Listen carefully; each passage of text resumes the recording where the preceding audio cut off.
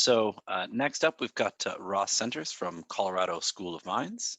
But I do want to remind people can still put their questions into the Q&A, and our speakers, presenters can address them in that Q&A by text. So Ross, are you there? I'm looking to see if you've come off of mute and your video is there, your screen is shared. You're ahead of when I can even ask you. So you can go ahead and take over. Oh, thank you. Thank you. And I think, yeah, Andrea is going to be moving my slides forward. So it's great to be able to talk to everybody today. It's a really exciting workshop. And I'm going to present sort of a summary of a proposal that we put together at the Colorado School of Mines and with several industry, academic, and national co-Is and collaborators for developing sort of the long-range vision of a power beaming architecture for lunar surface application. And it's really great to be able to go behind Phil and Brian and Chuck today, because they all brought up a lot of really good points that I think we address in this topic. So where we're coming from is we are at the Colorado School of Mines Center for Space Resources. We're really focused on thinking about architectures and use cases for lunar surface exploration. We're really systems engineering focused. So we're not a laser lab, but we've been doing some laser power beaming technology development. And I'm going to tell you a little bit about that, and then a little bit about our design concept and where we think it can go. Next slide, please. Next slide. There we go. Perfect. So the sort of backstory to this work is that this laser power beaming project came out of a student project here at Mines. I've been sort of doing my master's thesis on an evolution of laser power beaming projects that culminated in this Luster proposal, which we got high marks for, but wasn't funded. There was only limited opportunities. So I'm excited to be able to sort of articulate our design principles to put out into the community, and also to put out sort of awareness for further funding or collaboration opportunities to develop this. So on the left, the original student project that we came up with is a picture of a integrated laser power beaming lander system. And this is heavily influenced by Enright and Carroll. I think Kieran Carroll is probably here today, still in the community. Technical paper showing a integrated power beaming system for lunar applications. There's a lot of features to it that I'll explain in the next slide that really come together to be what we think is the right application.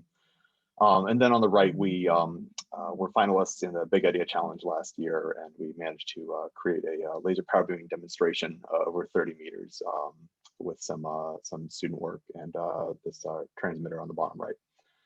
Next slide. Okay, so here is our design concept. It's integrated into a mechanless lander in this iteration. So the stowed position is on the left, where you have a collapsed mast, and the photovoltaics are rolled up. And then, as you can see through the frames, the mast sort of pivots up and extends, and it brings the photovoltaic tube up. The sort of layout of the architecture is that the beam generator is in the base of the mast, and that actually gives you a long beam line through the hollow mast to the collimating optics, which are not shown. We haven't really decided if it was going to be reflectors or refractors there. What you get from having the long beam line is there's just two limits to beam divergence. You have your diffractive limit, which we're all familiar with in terms of the final collimating aperture, but you also have the geometric limit of beam divergence. And having a long distance from the beam source to the collimator allows you to get that geometric divergence limit down underneath the diffractive limit. So this can give you really good performance. It's a scalable architecture. You can go taller and wider as you need to, and as you go taller and wider, you can put more photovoltaics on it. These photovoltaics rotate to track the sun. This is all lunar polar applications, because that's what we're really interested in. And behind the photovoltaics, you can hang a radiator, which is then, because the PV is facing the sun, is always in darkness. And that was a concept originally come up with by Enright and Carroll, and I think Jeff Landis has featured it in a intern report a couple of years ago with some students. So the basic gist of this is it maximizes your line of sight and features just the integral aspects of everything you need, and preserves lander deck space so you can have a rover mounted on there. We're talking about using a 1060, 1064 nanometer fiber laser, single mode to maximize range. This sort of scales in 100 watts up to 10 kilowatts. Actually, you can get 20 kilowatt single mode fiber lasers now, and the roadmap goes to 30 kilowatts. So it's pretty scalable if you've got the mass and power budget. Next slide. Thanks. So this is all for mobile receiver applications at first. That's the real key application is to be able to send power from where power is abundant and available, presumably at some base or large installation, down into what's most interesting is deep into permanent load regions. Right. So water is the oil of space. That's where our propellant and our store of energy, if not energy source itself, will be up there. The richest water ores, according to impact gardening and sort of the late heavy bombardment source, are going to be in the deepest, darkest, most ancient PSRs. So whether or not Viper finds rich water in the fringe of a PSR, if Viper finds water, there's probably going to be better water in deeper, darker, older PSRs. And if Viper doesn't find water, it doesn't rule out the presence of water in deeper, darker, older PSRs. So you want to go there no matter what. And to do that, you're going to need range. A kilometer is really just the starting point. So the system is designed to be able to go much farther than a kilometer, sort of a technical flight demonstration to be able to do tens of kilometers, and it should scale over line of sight. And I'll get into why that's interesting sort of towards the end of this presentation. Obviously, the area you can cover scales with the square of range. So that's really important for economics and for exploration ability. And that gives you sort of the ability to drive commercial exploration towards creating ideally a commercial propellant mine, which would want to be located at the richest sources of ore. So the receiver for this concept is sort of shown on top here. And one of the things that we think is important is to come up with a way of dealing with the non-homogeneous beams, right? So single mode beams are Gaussian in nature, and so they're not going to be evenly illuminating the receiver. And there's probably also going to be some wiggle, especially along the edge. So a concentrating photovoltaic receiver, we have been kicking around some ideas for how to make a concentrating non-imaging PV receiver that will allow you to have reasonably homogeneous illumination on a concentrated PV array with the use of some deployable reflectors and stuff. So that's what's shown here on the rover.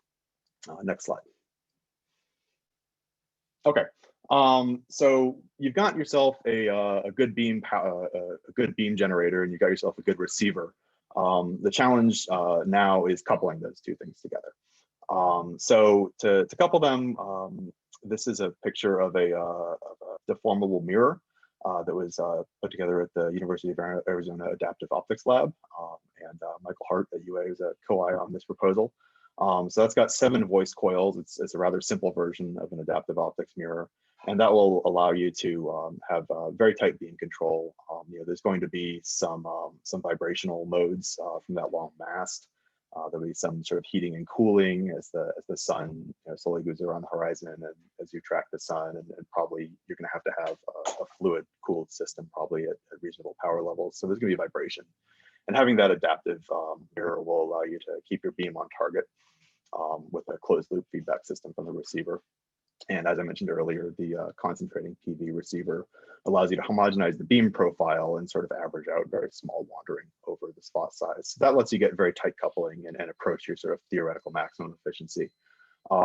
Theoretically speaking, people kick around ideas like, 50%, electric DC to optical, and then 50% optical DC. We think, realistically, those are probably more like 40% and 40%, and you're going to have some beam loss, because it's a Gaussian beam.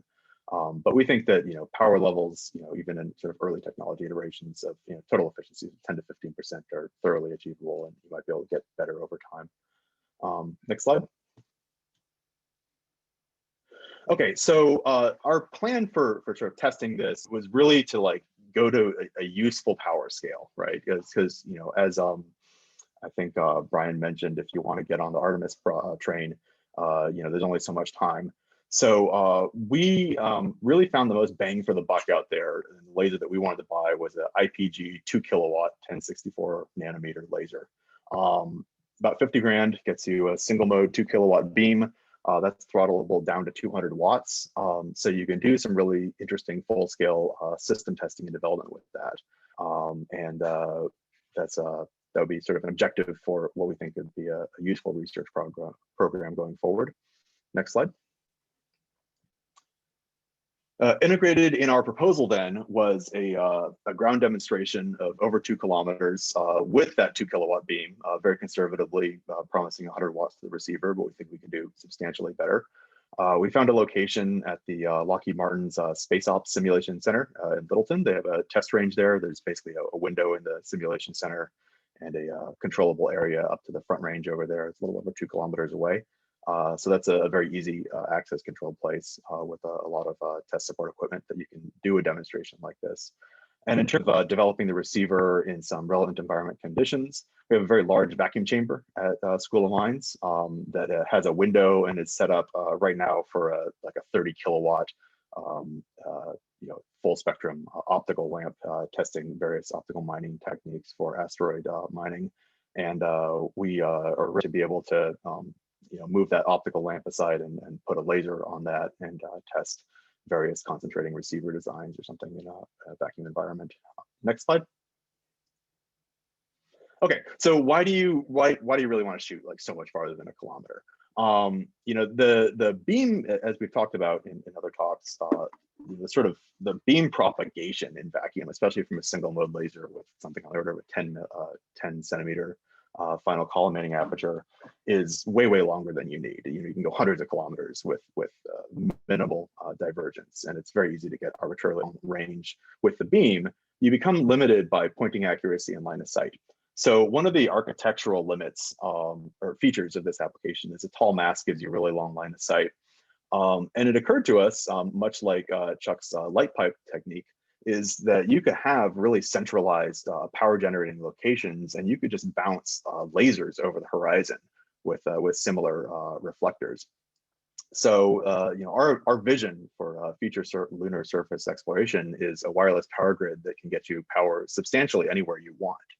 And you can do that with a reasonably limited number of very high power bases that have nuclear or solar generation, and a number of different emitting apertures, and then some relays that will allow you to bounce the light over hundreds of kilometers, covering essentially the entire pole.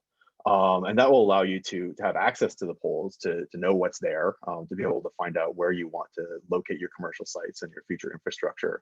And then these same wireless relays can be used to power sort of future rovers that are like integrated ISRU conductor layers. The Lunar Highlands regolith is like on the order of 10% aluminum by mass, and you can just have an electrolysis machine and create maybe not the greatest metal, but quite large conductors and lay them down in place, and then capture more efficiency from your power generation stuff that is flown from Earth using ISRU materials. So we think that's a way of maybe driving towards like a sustainable long-term resource-based economy on the moon. So that's sort of our big long-term vision there. Next slide. And that's all I got. So we are continuing to seek funding or partnerships, or just to help anybody else out who wants to work in this space. I've got a list of all of our collaborators and co-Is on this proposal. And if you're interested in chatting further, you can get in touch with George Sowers or myself at the emails listed on the slide. Great, thank you so much, Ross. There are some questions for you in the Q&A. I'll let you answer those by text as you can. We are running a little bit late. We're going to take it out of the breakout session. Sort of gave that a little bit of extra time so that we could do this if necessary. And the talks and conversation have been going well, so I've been trying not to cut those off, but I do want to give people a break. After Peter and Gary, we'll be able to take a break, and then we'll start that panel about a half an hour late. And I will give that update into the chat for that